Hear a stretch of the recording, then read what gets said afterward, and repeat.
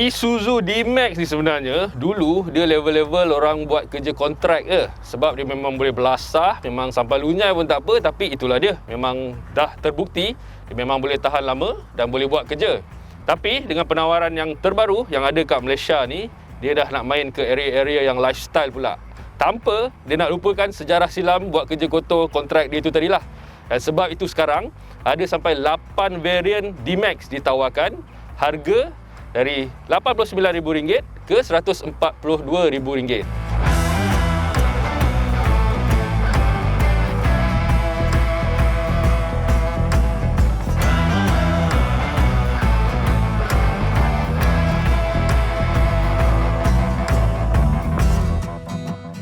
Dan untuk harga pula, ramai orang ingat yang D-Max sekarang ni lagi mahal. Sebab kalau yang dulu top variant dia dalam RM121,000. Dan yang sekarang ni yang ada ni RM142,000 yang paling tinggi spek dia lah. Tapi sebenarnya itu pun tak betul juga. Sebab variant yang lama tu dulu masih ada lagi sekarang ni. So ditawarkan, kalau kita bezakan spek dengan spek tu, harga yang sama variant top tu dulu tu dalam RM128,000 sekarang. Jadi taklah jauh sangat bezanya. Cuma yang ada dan yang kita nak tengok hari ni, inilah dia, Isuzu D-Max paling tinggi 3.0 X-Terrain. So ini variant yang kira baru lah, sebelum ni memang tak ada. Ini yang first time Isuzu perkenalkan untuk penuhi permintaan ataupun nak main dalam market yang kononnya truck lifestyle ni lah. Jadi, kenapa truck lifestyle ni apa benda? Sebabnya, kalau tengok kompetitor yang lain, contohnya ada Ford Ranger Wildtrak, ada Triton Athlete, ada Hilux Rogue. So semua tu pickup truck tapi dibagi ataupun datang dengan package yang lebih selesa, lebih premium sikit daripada yang kerja-kerja kontrak apa semua tu lah. So Isuzu tak nak ketinggalan, itu nampak jelas walaupun sedikit terlambat. Akhirnya dia datang jugalah dengan bentuk yang flagship variant ni lah, 3.0 X-Terrain ni. Jadi untuk Isuzu, kenapa perlu juga untuk main dalam market lifestyle ni, saya rasa mudah je untuk diorang decide tu. Sebab sepanjang diorang jual D-Max ni, kajian dalaman dia, data-data tu menunjukkan hampir 44% orang yang beli truk pickup ni tak pakai pun truk untuk buat kerja berat, untuk buat kerja kontrak, untuk kerja pasar malam ni, tak ada. Dia orang pakai macam pakai kereta biasa, untuk bawa dalam bandar, untuk bawa jalan jauh, basically untuk pakai guna macam kita guna kereta keluarga yang biasa tu lah. Dan sebab itulah, bukan hanya untuk Isuzu ni, bahkan untuk pesaing-pesaing lain juga yang ada tu, dia perkenalkan truck pickup lifestyle ni untuk penuhi permintaan ataupun nak penuhi corak atau trend pasaran yang macam tu lah. Maksudnya orang guna untuk kegunaan biasa tapi nak stylo sikit, nak tinggi sikit, dia orang pakai pickup truck. Satu benda yang saya agak suka sebenarnya untuk pickup truck ni adalah kedudukan dia lah. Kalau nampak dia memang tinggi, so dia ada stance dan lebar dan nampak mantap lah kalau dari atas jalan kan. Untuk D-Max ni pula, kalau tengok rekaan dia, wajah depan dia, kat bahagian tengah tu lah semua berhimpun benda-benda yang besar. Contohnya logo. Ini logo ni kalau tak nampak lagi nama Isuzu tu, saya tak tahu nak cakap apalah. Kedua yang saya tak berapa nak faham juga adalah rekaan ni. Benda-benda macam taring-taring ni, mungkin bila bawa kat atas jalan tu, orang tengok kat rear view mirror, dia ada cuak sikit lah. So senang nak high beam, nak bagi jalan, mungkin itulah, saya tak tahu. Jadi kalau kita tengok lampu ni, design dia saiz dia lebih kecil kalau kita nak tengok daripada proportion keseluruhan wajah tu lah. So ini sangat cute je. Tapi semuanya tip-top lah. Lampu LED dalam projector, DRL dia juga LED, dan lampu kabus bawah tu pun LED juga. Dan nampak tinggi ni, kelebihan dia juga, kalau nak lalu air, banjir ke apa, boleh lepas, D-Max ni boleh lepas takat ni lah, kurang lebih dalam 800mm. So itu satu lagi kelebihan pickup truck tu kenapa orang suka. Jadi satu perkara lagi yang perlu juga saya sebutkan pasal Isuzu D-Max yang baru kita ada ni adalah aspek aerodinamik lah. Sebab berbanding yang dulu, kalau tengok D-Max banyak petak-petak apa semua, tapi sekarang dia lebih mempertimbangkan ataupun improvise dekat bahagian aerodinamik tu lah. Sebab tu kita tengok rekaan dia banyak yang lengkung-lengkung lagi. So ini berbanding yang dulu, aspek tu jadi lebih baik lah. Dan kalau kita tengok bahagian rim pula, saiz 18 inci, lebih banyak bahagian yang tertutup berbanding yang terbuka. Fungsi dia, pertama untuk aspek aerodinamik tu tadi, kedua untuk elak batu-batu kecil masuk dan rosakkan bahagian brake lah. Jadi selebihnya kalau kita tengok bahagian sisi ni, dia nampak kemas lah untuk saya. Sebab kemasan-kemasan yang ada tu semua warna gelap kan, kelabu gelap, ada side step pun hitam, pemegang pintu pun nampak kemas lah semuanya. Cuma satu je kurang sikit dekat belakang tu, sebab dia tak datang sekali dengan sports bar. Walaupun ditawarkan juga sebagai pilihan, tapi dia bagi yang tu yang bulat biasa, apa besar-besar tu. Dia tak dapat yang stylo, contoh macam Ranger Wildtrak punya sports bar, itu lagi nampak kemas dan fit in dengan image yang paling tinggi itulah. Jadi kat bahagian belakang ni pula saya rasa agak straightforward dan ringkas lah. Sebabkan ini X-Train, dia nak bagi tahu ini variant paling tinggi. Nampaklah tengok stiker besar gila kat sini. Ada juga emblem Blue Power untuk enjin apa semua tu lah. Itu standard je lah. Untuk lampu pula dia nampak menarik sebenarnya sebab dari belakang nampak dia ada busy sikit sebab ada kemasan chrome apa semua. Dan tak lupa dia ada benjolan ni lah. Dia ada terkeluar-keluar sikit rekaan dia, bukan flat je. Cuma kalau dari bahagian tepi ni untuk saya dia nampak kosong sebab hitam je nampaknya, boring sikit. Dan satu hal lagi yang bagi bahagian belakang ni nampak kemas dan style sikit adalah bahagian bumper ni lah. Kalau kita tengok dia ikut warna badan. So biasa kalau hitam atau chrome tu nampak biasa sangat. So ini biru sama warna badan. Tapi satu benda saya nak komplain walaupun tak patut sebenarnya. Exhaust tu lah nampak kosong sangat dan boring gila walaupun dia tersorok kat bawah ha. Dan lagi menarik adalah benda ni. Sekarang dah tak payah susah-susah tahan atau tolak lah sebab pintu ni sekarang datang dengan damper. So, boleh buka dan tutup dengan senang. Dan dalam ni ada satu lagi barang. Ini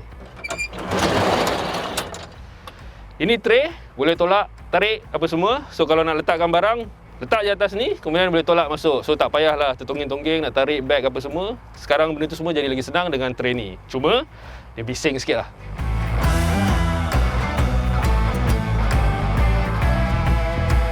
Okey, rasanya kabin untuk D-Max ni adalah benda yang paling menarik yang ada pada dia lah. Sebabnya dia dah lari jauh dari rekaan yang biasa kita tengok dekat D-Max lah. Truck pickup apa semua tu biasanya simple, tak ada apa sangat, design pun minimal je. Tapi yang ini nampak lagi rajin lah. Nak kata premium tu tak, tapi untuk truck pickup, ya dia ada sentuhan tu. Dia dah rasa lebih macam SUV lah untuk saya. Antaranya kita tengok kalau contoh atas ni, papan muka atas ni memang betul materialnya soft dan kesan jahitan tu jahitan betul, bukan yang hiasan semata-mata. Lagi saya suka juga ambient rasa dalam ni lebih redup lah sebab headlining apa semua hitam dan tak perlu susah-susah nak jaga. Itu satu lagi kelebihan dia.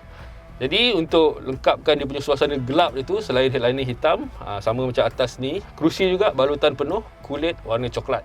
Rekaan kalau kita tengok masih minimal tapi dia ada touch-touch ataupun perincian yang menarik yang nampak dia sedap nak tengok lah. Ada kemasan hitam krom, ada silver apa semua ni. Dan banyak juga sebenarnya kompartmen dalam kabin ni. Kat depan ni misalnya kat sini ataupun kat atas ni. Tapi semua ni rasa ringan lah, hard plastik yang ringan. Cuma atas ni pun kalau nak letak barang kena beringat lah sebab dia direct dari matahari. So mungkin barang akan cepat panas, so jangan letak benda-benda yang sensitif lah. Cermin mata misalnya akan rosak nanti.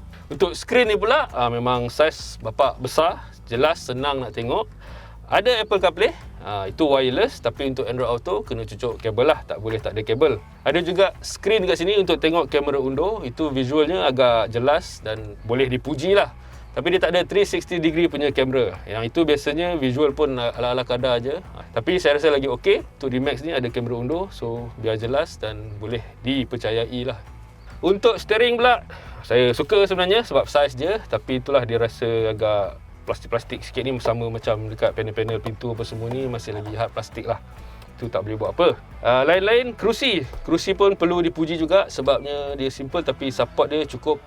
Kat bawah ni pun ada support, dekat tepi ni pun ada, dekat atas bahu pun ada. Walaupun memanglah kita bawa pickup truck ni bukanlah nak melipat sangat, tapi dia bagi satu kelebihan misalnya untuk jalan jauh ataupun kalau lama berada dalam truck ni, dia jadi lagi selesa, tak adalah letih sangat. Jadi untuk kawal skrin ni semua ada kat sini, butang-butang ni, dan dekat bawah sikit tu untuk kawal aircon saja. Banyak-banyak butang ni hanya untuk kawal pendingin hawa saja. So straightforward lah, tak ada apa. Selebihnya ini kamera untuk AEB, cermin pandang belakang, anti silau, dan ya, kita tengok belakang pula. Jadi dekat bahagian belakang ni, ruang yang ada saya rasa cukup lah, memadai. Saya tinggi 180 cm pun boleh duduk dengan selesa sebenarnya. Ruang kaki masih ada, ruang kepala pun masih ada. Bahagian bawah dia ni pun agak-agak panjang lah, cuma sebab kaki saya panjang, so kena terlipat sikit. Cuma yang kurangnya bahagian kerusi ni lah, penyandar dia. Saya rasakan ni masih lagi agak tegak sebenarnya kalau dibandingkan dengan Triton macam tu. Cuma kelebihannya pula, dia compensate pula dengan support kat belakang atau kat bahu tu lah. Ada sikit support. Dan satu lagi juga mungkin jadi kelebihan kat belakang ni, bahagian kerusi ni boleh lipat ke atas, boleh lipat juga ke bawah untuk ada space yang lebih untuk storage lah. Selebihnya ni ada bahagian untuk cangkuk, dia tarik ke barang boleh tahan 4 kg. Dekat sini senang untuk penumpang belakang boleh duduk dengan selesa sebab ada aircon vent sendiri, jadi tak payah panas-panas. Ada juga ruang untuk charge lah, slot USB untuk charge phone. Jadi untuk bahagian belakang ni, ruang saya tak ada komplain, memadai semuanya, ada cukup. Cuma mungkin untuk jalan dekat tak ada masalah, ke jalan jauh mungkin sikit akan penat dan melompat-lompat lah, itu sahaja. Jadi untuk D-Max baru yang anda tengok, yang ada jual kat Malaysia sekarang ni, dia gunakan platform yang serba baru, tak ada pinjam-pinjam dari yang sebelum ni. Untuk enjin pula ada dua pilihan, 1.9 liter turbo diesel, 4 silinder. Ini menghasilkan 150 HP dan juga 350 Nm torque. Dan pilihan enjin yang kedua yang ada dekat X-Trail ni lah, 3.0 liter, 4 silinder juga, turbo diesel. Yang ini menghasilkan 190 HP dan juga 450 Nm torque. Beza dengan enjin 3.0 yang lama, ini ada tambahan sekitar 70 Nm torque. Tapi kalau kita tengok atas kertas, janaan output tu tadi, angka dia sebenarnya yang ini lebih kurang sama je dengan Triton 2.4 liter tu. Tapi kalau nak dibandingkan pula dengan Hilux 2.8, Hilux tu lagi banyak output dia berbanding X-Terrain ni. Sebab apa Isuzu D-Max dengan 3.0 liter ni lebih rendah janaan dia? Hanya ada satu sebab. Isuzu selalu down tune atau under tune engine dia daripada kapasiti atau performance yang sepatutnya, sebab atas alasan nak kasi dia jadi lagi tahan dan boleh belasah lama-lama lah. Itu saja sebabnya. Lain-lain hal, pengecas turbo baru dan juga tak ada lagi transmission 5-speed auto sebab dah digantikan dengan 6-speed automatic. Untuk aspek keselamatan pula, D-Max X-Terrain ni agak power dan lengkap lah sebab dia ada AEB, dia ada juga Adaptive Cruise Control dan dia ada juga Low Speed Follow. Yang ni yang first time ada untuk truck pickup lah. Lain-lain ada blind spot monitoring system, ada juga ada AHB yang lampu tinggi tu ada juga. Yang cuma tak ada dekat sini adalah Lane Centering Assist. Tapi semua ciri keselamatan aktif yang saya sebutkan tadi tu hanya ada ataupun di reserve untuk varian paling tinggi X-Terrain ini sahaja.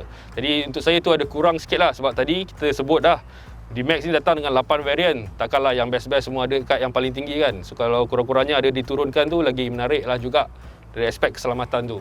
Seperkara lagi yang perlu saya sebutkan adalah jaminan dia. D-Max ni datang dengan jaminan 7 tahun. Itu antara jaminan yang paling tinggi lah yang kita ada setakat ni ditawarkan dekat Malaysia. Jadi setakat ini dulu video walk around atau pusing keliling dari kami. Kita dah tengok secara ringkas luar dan dalam apa yang ada ditawarkan oleh D-Max ini. Apa pandangan anda? Adakah ini truck pickup yang paling best, yang paling lengkap yang kita ada sekarang dan berbaloi untuk letak duit kat sini? Kongsikan dengan kami. Dan setakat itu dulu, terima kasih kerana menonton. Jumpa lagi nanti.